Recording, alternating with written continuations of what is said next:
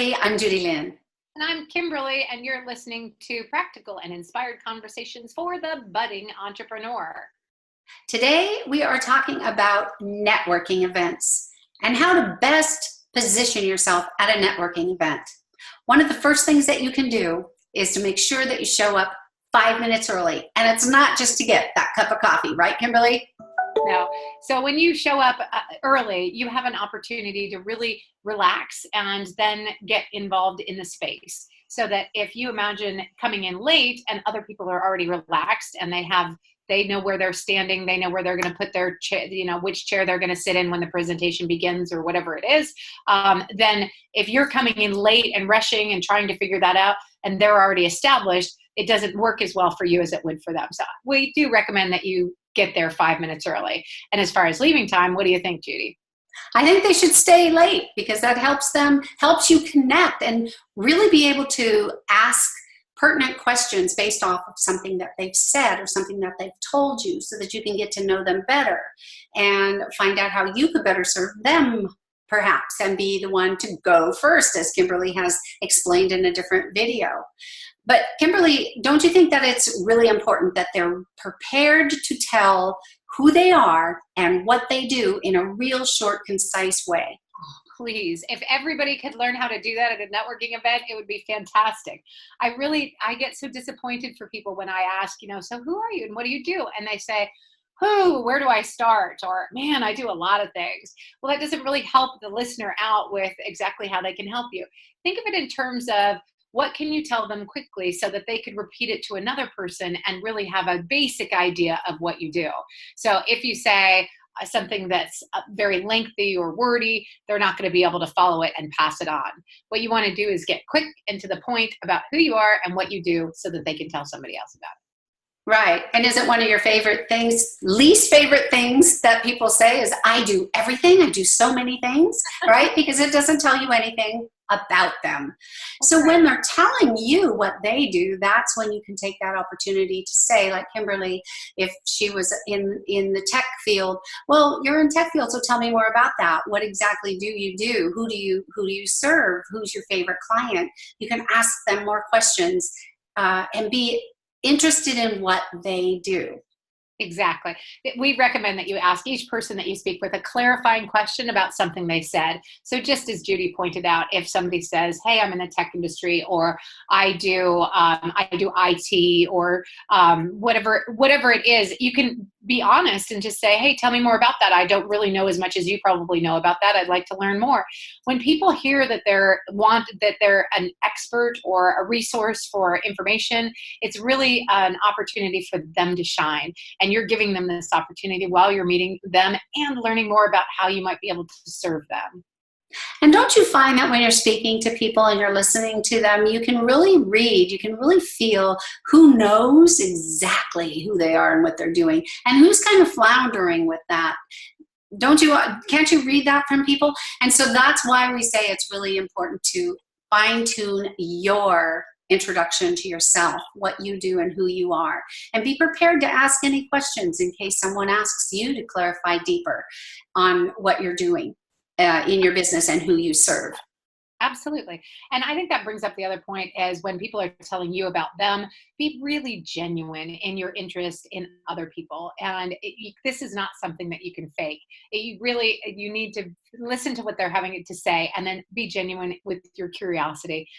One other thing that you need to be sure to do at a networking event is be sure to bring business cards.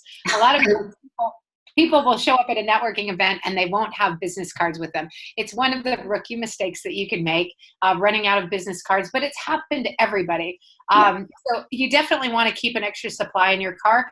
But if you run out of business cards, we actually have a really quick tip for you. You ready for it? I'm ready for it.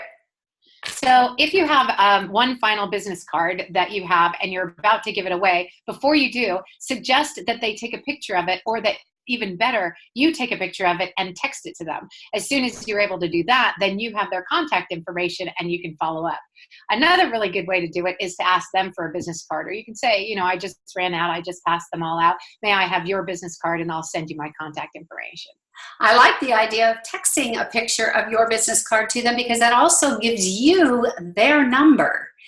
so that you have follow-up. You have a way to follow up with them. If I can get my tongue working right. Absolutely. One other tip just to protect yourself and make the most of your time while you're at networking events is to avoid negative people and conversations. Just stay away from them. You may get somebody who comes in and is like, I couldn't find parking. I don't know why we have it at this venue. People here are always, frustrating. And just do your best that you can not to get sucked into that. And switch the topic if necessary. Any other tips for dealing with negative people, Judy? I know that's maybe one of your specialties is mindset. Yeah, do you think so? Yeah, I think dealing with negative people, the best way to do that is before you enter any room or any situation, and you know that there's a possibility that you may run into a negative person or two, is to really just take a couple deep breaths and set an intention that no matter what is going on around you, you can kind of put yourself in a little bubble, imaginary bubble if you want to, but set an intention that no matter what goes on around you, you are a light. You are this bright light that is representing your brand, your company, your business, who you are. And it's really amazing when you do that, when you go in with that mindset, how powerful that really is, that, you kind of almost inwardly chuckle at the negative people, and they don't gravitate towards you either. That's the other amazing thing. They tend to not gravitate towards you. They tend to gravitate towards other people, and you're surrounded with nothing but the best. So that really works. Well, I need to do some more work on that, because I do find myself every once in a while catching somebody and I do have to change the subject or just remove myself from the situation. Going forward, I'm definitely going to do some work before I walk into the room. One last comment, make sure that when you do get a business card for somebody, the fortune is in the follow-up. So definitely make sure that you actually do what you say and follow through. Follow up. No, really seriously, follow up. No, really, really seriously, follow up. That's where the fortune is. Don't you think? And following up doesn't necessarily mean hitting them with a pitch, right? No, or a sales call. It means just staying in contact and seeing how you can serve first. The thing of it is most of the people that are collecting business cards at networking events will not follow up. So as soon as you do, as soon as you reach out, even if it's to say, hey, it was a pleasure meeting you, you're probably 1 in 50 that's going to do that. I have an excellent example of what a follow-up can actually do for you.